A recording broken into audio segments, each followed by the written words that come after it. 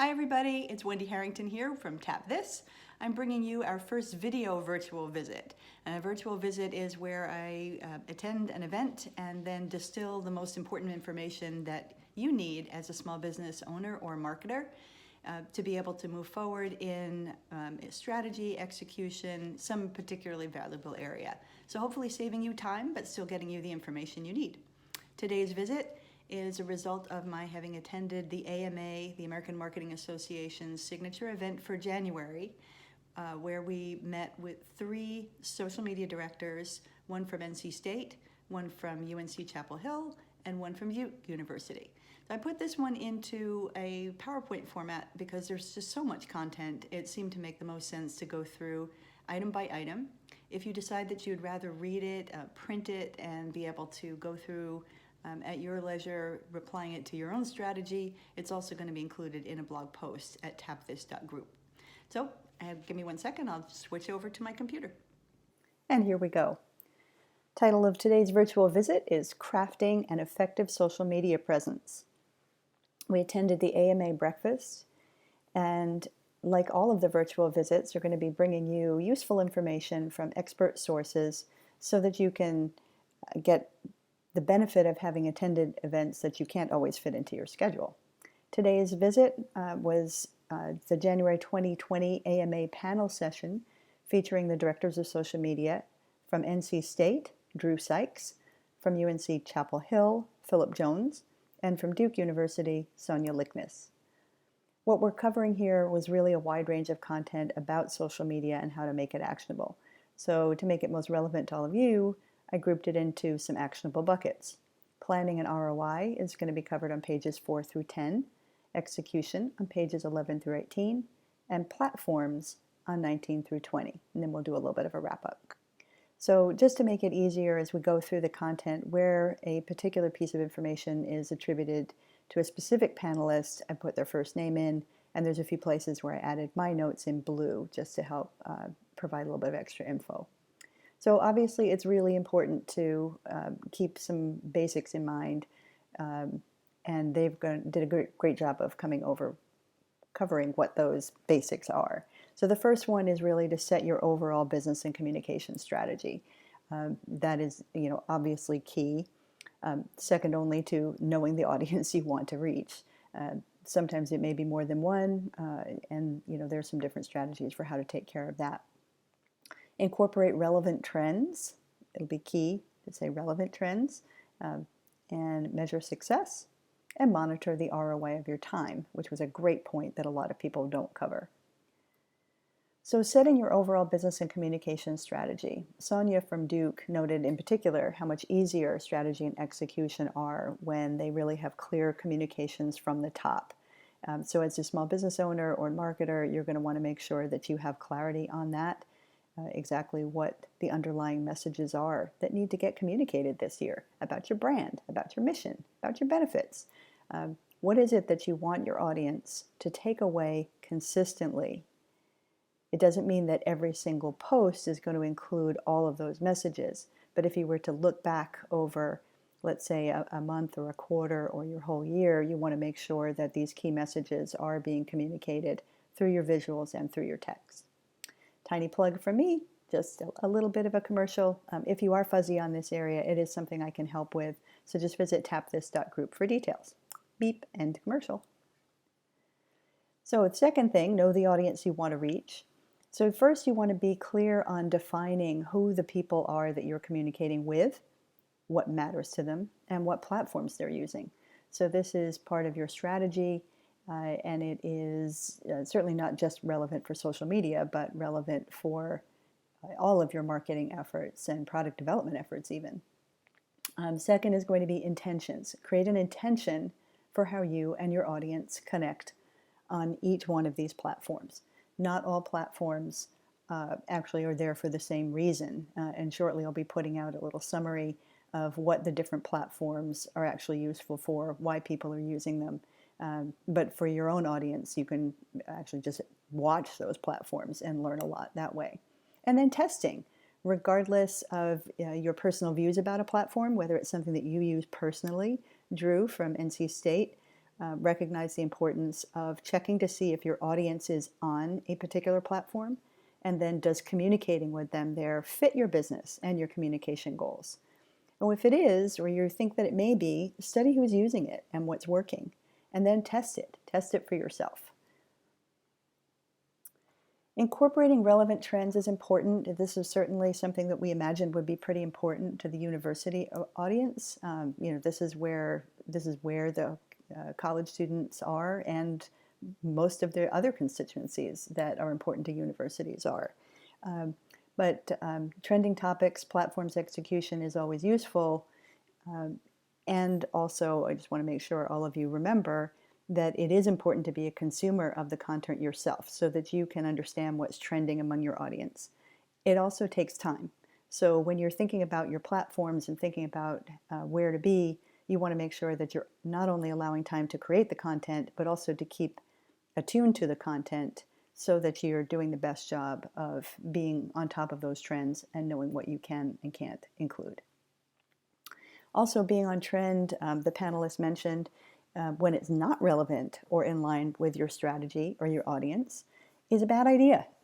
A trend that's off-brand is going to do more harm than good. TikTok was certainly something that was discussed a lot by people, and even such a trendy, fun, interesting platform as that is still under review by our higher education friends.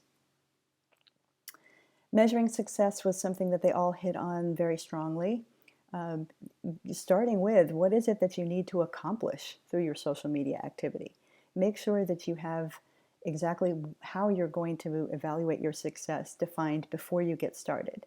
And then use your platforms as sort of living labs, adjusting your efforts based on performance. The key metrics our panelists recommended are really important, good to keep down. These are the ones that they recommend that we take a look at most especially, and that they use most especially. So within a platform, impressions or reach, depending on what the platform uses as a measure, the click-through rate, how many people are clicking on your post to go someplace else, or likes, shares, engagement in general. And then for video, the amount of time watched and also the amount of time watched with sound. And we'll have a little tip on that coming up in a little bit. Trackable off-platform, you want to look at click-through rates to your website if that's something that you're driving, the bounce rate once they get to the website, so how many people are going and not staying more than a couple seconds and they're leaving, and then overall the time that they spend on your web page. The other thing that they were very good about reminding everyone is that growing an audience takes time. Use your metrics to guide your efforts. And again, make sure you know what those metrics should be. Philip from UNC made the good point about negative metrics. You can learn a lot by looking at what it is that prompts people to leave your follow. They may unfollow, they may hide your posts. And then I just would add to that this may be an important thing to think about related to who is in your target audience and who isn't. So if you are starting to be really good about clearly communicating in a way that you are wanting to attract your ideal audience, there may be people that are turned off by that. What you want to do is make sure that the people who are not tuning out are attracted to your content. You don't want to get rid of the people who you want. So you just have to be clear about who it is that is leaving and whether you care. Audience insights. Sonia noted that Duke had developed an interesting thing. They obviously, most people use their social media to a certain extent to see what people are saying about them. They went a step further and actually created an incident report type of template, a way to standardize what their audience was talking about. And that's something that we can use as well. Mining social media for audience insights is really helpful. It can help you with product development and services development and just in general how people are feeling about you. So you may want to take that another step. A suggestion that came to me from listening to them was, what hashtags could you search for to understand your audience's needs or wants or problems?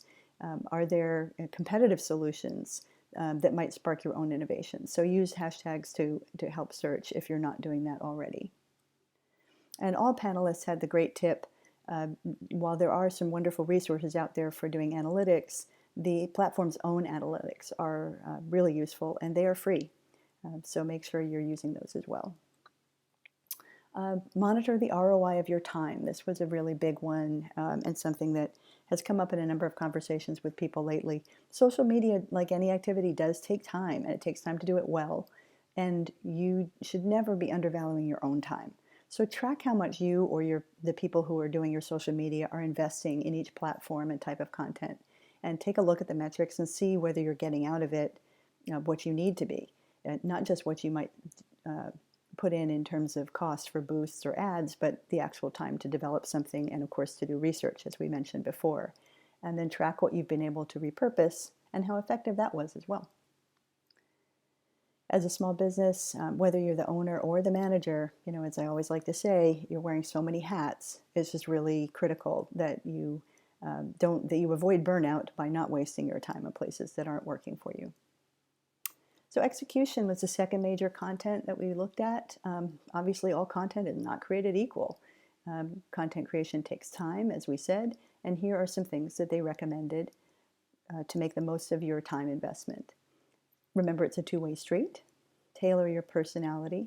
Test the algorithms. Consider video. Create vertical content. Think in snacks versus meals. Use hooks and/or themes. Leverage search in YouTube. And consider user or audience-generated content. So let's dive into these. First, remember it's a two-way street. Of course, social media provides a place for what you want to share, but it's also an engagement platform. And as the platforms work harder to keep people on their sites, they're really going to be looking for that engagement, which means you have to give a certain amount of weight, probably equal or more, to what other people want to receive. So consider what makes sense to your business and audience from both angles, and then track the results to see what balance works with your audience. You want to tailor your personality based on the platform and what your audience expects at that platform. So you need to take the time to create a plan for how you'll show up in each one.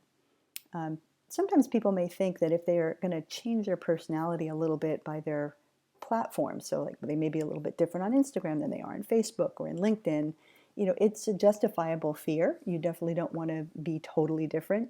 But even though you may not stray from your brand essence or messaging strategy too much, you can certainly tweak it just the same way that the way that you show up if you go to the office versus take your kids to a ball game, or when you're representing your company at some fancy fundraiser, it's still you. It's just that you're amping up one part of your personality a little bit more.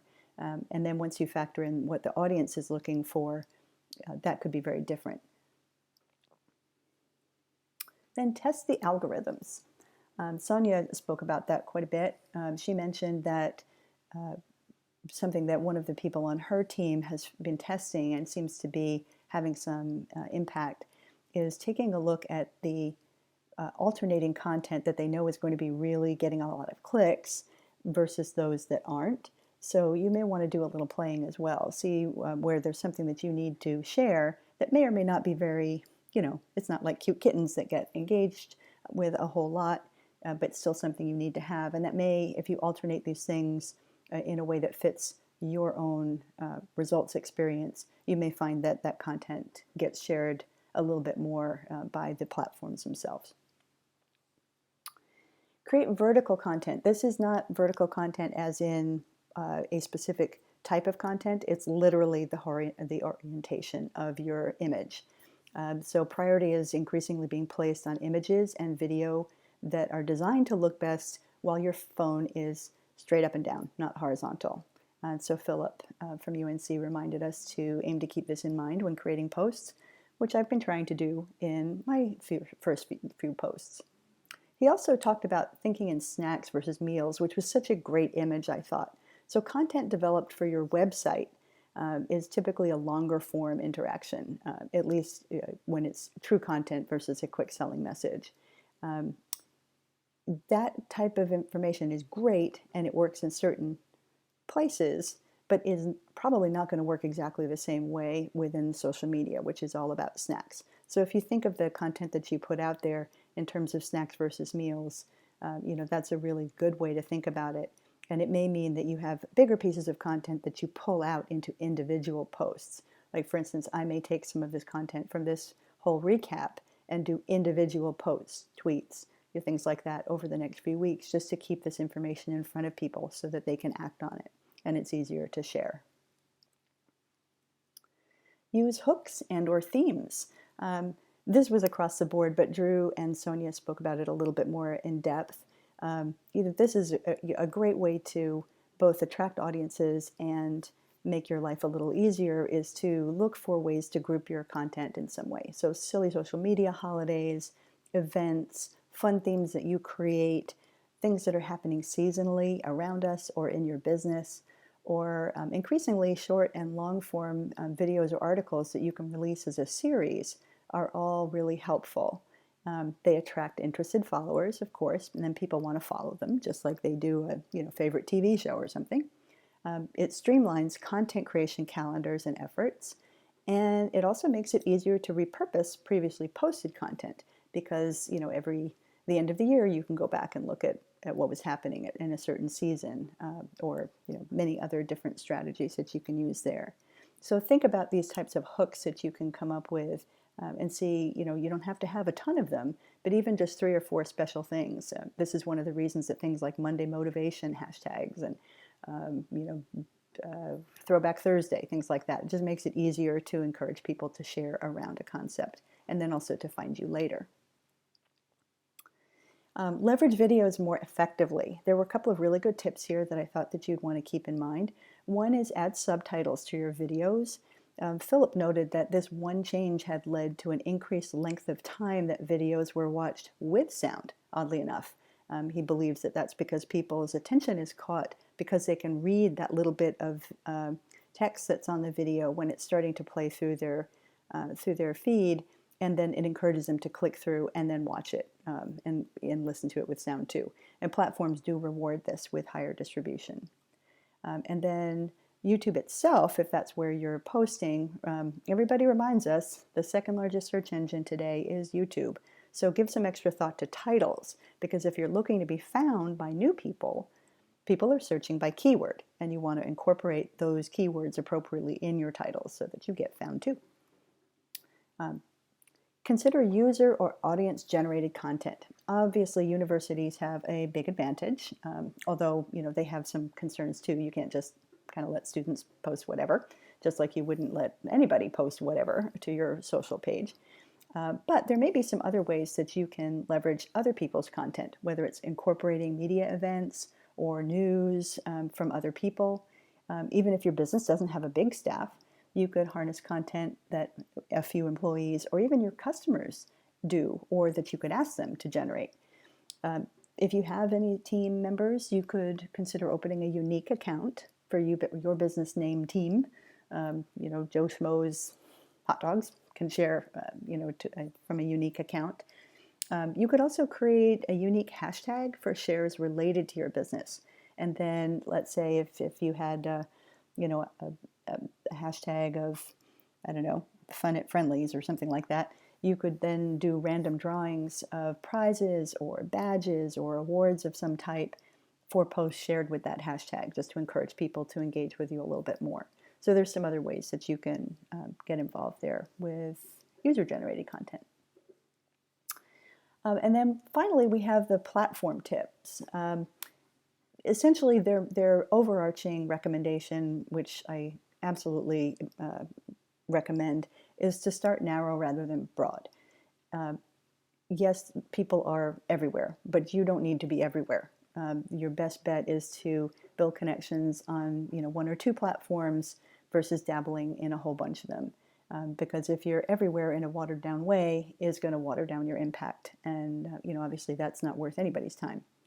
They shared some information about the platforms that were most effective for them, and I don't think you'll see a whole lot of major surprises there, but we'll review it just quickly in case some people are not as familiar. So Facebook is the place where they are still getting the most actual referrals, clicks, referrals to their website, that kind of thing. It's particularly good for reaching parents and the older alums, in their case, an older audience. But they also said to be clear, the younger audiences are there. They watch their parents' posts, but they're not necessarily interacting with one another or with you. So, just a little bit of a different goal. Facebook stories and video are both on the rise as far as they're seeing. So though both of those areas would be good places for you to start working if you want to get a little bit more traction there. And then Instagram was the second, particularly with stories. So people are scrolling across to see people's stories as opposed to scrolling down through their feed a little bit more. So they're really getting great engagement from that, particularly amongst the younger audience, but not only the younger audience. LinkedIn is definitely great for, obviously, the business-minded, older alumni, donors, partners, people who are, more in the executive kind of mindset. Twitter is something that they all had kind of dialed up and now dialed back a little bit. They're still there. They certainly use it to deliver more urgent information or news and a little bit of sort of catch-all for all the audiences. Audience-driven content was certainly a big deal for all of them. They have so many different audiences to take care of, more even than I thought. Probably, 12 or 13 different types of audiences. So that's a lot to juggle. Most of us don't have to do that, thankfully. And so, they really rely on their metrics and, of course, recommend that we do the same on how and when to invest in any platform as a business. So that wraps up the nuts and bolts of what they said that seemed the most relevant for our small business audience. If you want to follow any or all of them, here are their Twitter handles: Drew Sykes, Phil Goodstory, and Sonia Lickness. Just a reminder to all of you, Tap This is here to make tapping into a flow of your ideal customers easier and more effective through marketing, coaching, and copywriting. We have an increasing amount of information, free resources, service packages to help you stay current, avoid burnout, get your copywriting done, email packages, all that good stuff. So please reach out to me at WendySH or to Tap This at Tap This Group.